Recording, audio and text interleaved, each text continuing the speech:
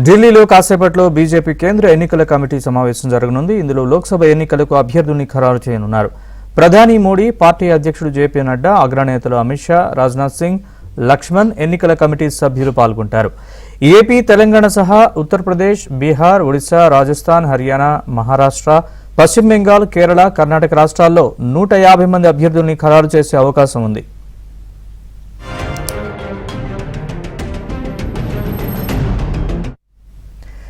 ఇప్పటి వరకు 291 మంది అభ్యర్థుల్ని ప్రకటించింది బీజేపీ. ఇవాల్టి సమావేశంలో ఏపీ, తెలంగాణ లోక్సభ అభ్యర్థులపై స్పష్టత రానుంది. ఖమ్మం, వరంగల్ స్థానాలకు అభ్యర్థుల్ని ఖరారు చేయనున్నారు. తెలంగాణ ఖమ్మం స్థానానికి జలగం వెంకట్రావు, వరంగల్ నుంచి ఆరూరి రమేష్ పేరు పార్టీ పరిశీలనలో ఉన్నాయి.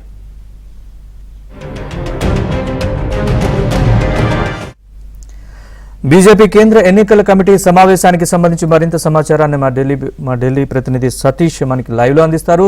సతీష్, సమావేశం ఎప్పుడు స్టార్ట్ కాబోతోంది? పూర్తి అప్డేట్స్ చెప్పండి. Yes Naresh, BJP central election committee సమావేశం సాయంత్రం 7 గంటలకు ప్రారంభం కాబోతుంది. అనంతరం ప్రధాని మోదీ అధ్యక్షన సెంట్రల్ ఎలక్షన్ కమిటీ సమావేశం జరగబోతుంది. లోక్సభ ఎన్నికలకు సంబంధించి అభ్యర్థులను సిఇసి సమావేశంలో ఖరారు చేయబోతున్నారు. ఇప్పటి వరకు 4 జాబితాలుగా లిస్టు విడుదల చేశారు. దాదాపు 291 మంది లోక్సభ అభ్యర్థుల పేర్లను ఖరారు చేశారు. ఇక దాదాపు ఈరోజు జరగబోయే సమావేశంలో ఏపీ, తెలంగాణ సహా ఉత్తరప్రదేశ్, బీహార్, ఒడిశా, రాజస్థాన్, అదేవిధంగా ఇక హర్యానా, మహారాష్ట్ర, పశ్చిమ బెంగాల్, కేరళ, కర్ణాటక 150 మంది అభ్యర్థులను ఈ సమావేశంలో ఖరారు చేసే అవకాశాలను మొదటి లిస్టులో దాదాపు 195 పేర్లు వచ్చాయి. రెండో లిస్టులో దాదాపు 70కి పైగా పేర్లు వచ్చాయి. అంతకుముందుకు తాజా లిస్టులో కూడా అలా వచ్చాయి. నిన్న కేవలం 4వ లిస్టులో మాత్రం తమిళనాడుకు సంబంధించి కేవలం 15 లోక్సభ స్థానాలకు సంబంధించిన అభ్యర్థుల పేర్లు వచ్చాయి. ఇక తెలంగాణ విషయానికి వస్తే తెలంగాణలో లోక్సభ స్థానాలకు దాదాపు 17 లోక్సభ స్థానాలు ఉంటే అందులో 15 లోక్సభ స్థానాలకు ఇప్పటికే అభ్యర్థులను ప్రకటించారు. ఇక కేవలం 2 లోక్సభ స్థానాలు పెండింగ్లో ఉన్నాయి. ఒకటి వరంగల్, రెండోది ఖమ్మం. ఇక వరంగల్ ఆరూరు రమేష్ ఇప్పటికైనా బీజేపీ తీర్థం పుచ్చుకున్నారు, భారతీయ జనతా పార్టీలో జాయిన్ అయ్యారు.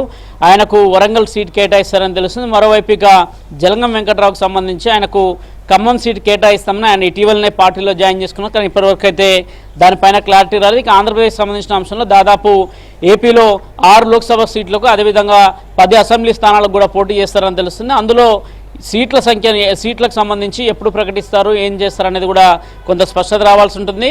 ఈరోజు జరగబోయే సెంట్రల్ ఎలక్షన్ కమిటీ సమావేశానికి కాసేపటి క్రితమే బీజేపీ ఎంపీ లక్ష్మణ్ ఢిల్లీ చేరుకున్నారు. ఆయన కూడా సాయంత్రం సమావేశంలో పాల్గొనబోతున్నారు. ప్రధాని మోదీ ఈ సమావేశానికి అధ్యక్షత వహిస్తారు.